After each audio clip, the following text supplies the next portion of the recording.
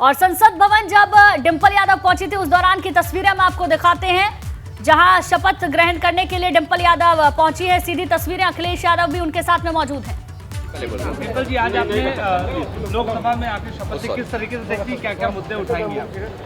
नहीं, आने वाले समय में आप देखेंगे कि समाजवादी पार्टी इश्यूज उठाएगी और बहुत दिक्कतें हैं ग्राउंड लेवल में, जहां महंगाई की बहुत बड़ी दिक्कत है, जहां महिला सुरक्षा की बड़ी दिक्कत है उत्तर प्रदेश में, तो और जहां युवाओं के रोजगार की और नौकरियों की दिक्कत है। तो आप देखेंगे आने समय में समाजवादी पार्टी सभी इश्यूज उठाएगी। सर, आपको लगता है 24वें समीकरण बदलेंगे, विपक्ष एक साथ आएगा? देखिए, जो एक्सरसाइज लगातार चल रही है, कभी आपने बहुत दिनों से देखा होगा, आदरणीय ममता जी, केसीआर साहब, मुख्यमंत्री नीतीश कुमार जी, लगातार ये प्रयास हो रहा है कि एक अल्टरनेट बने। चूना लगाने वाली कंपनी के आईपीओ में निवेश करके पैसे के नुकसान से आप डर रहे हैं? बेस्ट आईपीओ निवेश करना चाहते हैं? फ्रीडम ऐप को डाउनलोड करें, आईपीओ निवेश में एक्सपर्ट बने। और इसलिए बनना चाहिए कि आज महंगाई चरम सीमा पर है, बेरोजगारी चरम सीमा पर है।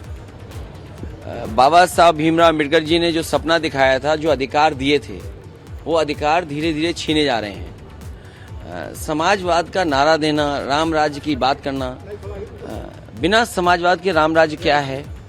और सबसे बड़ी बात यह है कि उत्तर प्रदेश के साथ जो धोखा हुआ है, उत्तर प्रदेश को आज खुशहाली और तरक्की के रास्ते पे होना चाहिए था, लेकिन उत्तर प्रदेश कहाँ जा रहा है? आप इन्वेस्टर के लिए, आप इन्वेस्टर्स को बुलाने जा रहे हैं। पिछले 5 साल के बाद आपको ये याद आया कि आपको इन्वेस्टर्स को बुलाना है। आपने पिछले 5 साल में क्या किया? दिल्ली की सरकार से आपने क्या सहयोग लिया? और फिर आपने तमाम इन्वेस्टर्स मीट की। उन इन्वेस्टर मीट का परिणाम क्या है? आपने डिफेंस एक्सपो लगाया, उसका परिणाम क्या है? 1 डिस्ट्रिक्ट 1 प्रोडक्ट जो आपने एक नारा दिया, उसमें बजट क्या दिया आपने? और जो हमारे डिस्ट्रिक्ट थे, जहां पे बहुत अच्छा एक्सपोर्ट, बहुत अच्छा बिजनेस था, एमएसएमईज थे, आपने एमएसएमईज को मार दिया। तो ये जो बड़े सवाल है, इसका जवाब भारतीय जनता पार्टी को देना चाहिए। और यूपी जैसी जगह जहाँ छोटा दुकानदार है, छोटा कारोबारी है, कोरोना से अभी उभर नहीं पाया है, लोन और उसके अभी तक सर पे चढ़े हुए हैं, जीएसटी को पूरी तरीके से व्यवस्थित नहीं कर पाया है, उस समय आप छापा मार रहे हैं। आप जीएसटी की एक टीम बना कर छापा मार रहे हैं। अगर आप इस तरह हमारे छोटे व्यापारी और दुकानदार को परेशान करेंगे और दूसरी तरफ अपनी टीम भेजोगे इन्वेस्टर्स को लाने के लिए, आप कहां से इन्वेस्टर लेके आएंगे? और जो 5 लाख करोड़ पता नहीं कितने का सपना दिखाया है, ये सपना कैसे पूरा होगा? मैनपुरी की जीत 2024 में क्या संकेत देती है? 2024 में बड़ी जीत होने जा रही है समाजवादियों की उत्तर प्रदेश से। इस मैनपुरी के चुनाव में नेताजी के ना रहने पर लोगों ने नेताजी के काम पर, नेताजी को याद करके, और नेताजी ने जो विकास किया था मैनपुरी का, या जो लोगों के लिए काम किया था, उसको लेकर के लोगों ने वोट दिया। और नेताजी की ने जो विरासत में हम लोगों को समाजवादी आंदोलन दिया है, हमारी जिम्मेदारी बनती है समाजवादी आंदोलन को और कैसे और अगले 50 साल तक लेके जाएं। मैनपुरी के परिणाम ने नकारात्मक राजनीति को ठुकराया है और मैनपुरी के लोगों ने प्रतिज्ञा ली है कि सकारात्मक और सौहार्द की राजनीति आगे चलेगी।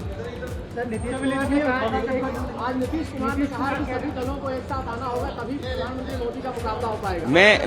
मैं अच्छी बात है कि आदरणीय नीतीश कुमार जी ने ये बात कही। यही प्रयास लगातार सभी लीडर चल रहे हैं। शुरुआती दौर पे भी मैंने कहा कि जहां आदरणीय नीतीश कुमार जी इस तरह काम कर रहे हैं, तेलंगाना के मुख्यमंत्री केसीआर साहब वो भी काम कर रहे हैं, आदरणीय ममता बनर्जी जी ने भी कोशिश की, और मैं समझता हूं अगर ये सब बड़े लीडर्स कोशिश कर रहे हैं तो इसका एक रास्ता निकलेगा।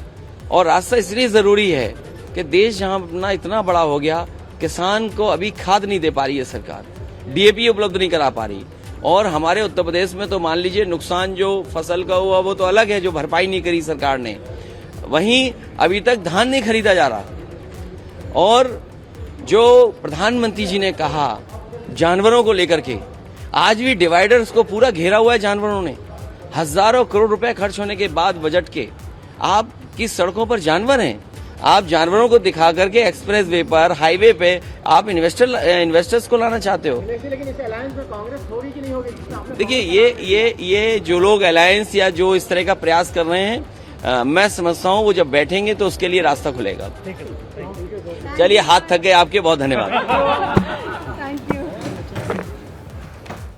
तो अखिलेश यादव को आपने सुना, तमाम बातें उनकी ओर से कही गई, साथ ही साथ सरकार पर निशाना भी साधा। भाजपा सरकार पर अखिलेश यादव ने हमला बोला, कई बड़ी बातें भी अखिलेश यादव की ओर से इस दौरान कही गई। ये तमाम बातें तब कही जब संसद भवन में शपथ लेने के लिए डिंपल यादव पहुंची थी, तो उनके साथ में अखिलेश यादव भी मौजूद थे और उन्होंने कहा कि बेरोजगारी प्रदेश में चरम पर है, यूपी में युवाओं के पास रोजगार नहीं है, उत्तर प्रदेश के साथ धोखा हुआ है। ये तमाम बातें अखिलेश यादव की ओर से कही गई। भाजपा सरकार पर हमला किया। यूपी में जीएसटी से छोटे व्यापारी काफी परेशान हैं, ये बात उन्होंने कही। सरकार व्यापारियों को परेशान करने के लिए छापे मार रही है। मैनपुरी में नेताजी के काम पर हमें जीत मिली है और उस जीत के बाद जब शपथ ग्रहण के लिए डिंपल यादव पहुंची तब अखिलेश यादव साथ में मौजूद थे और तमाम बातें ये कही गई।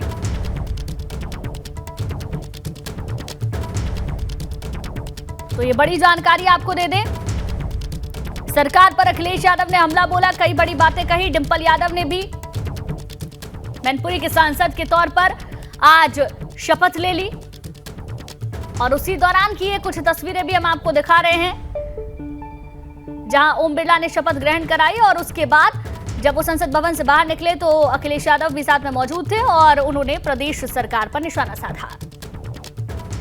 चूना लगाने वाली कंपनी के आईपीओ में निवेश करके पैसे के नुकसान से आप डर रहे हैं?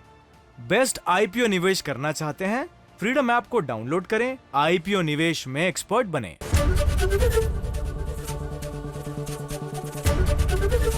एबीपी गंगा, खबर आपकी, जुबान आपकी।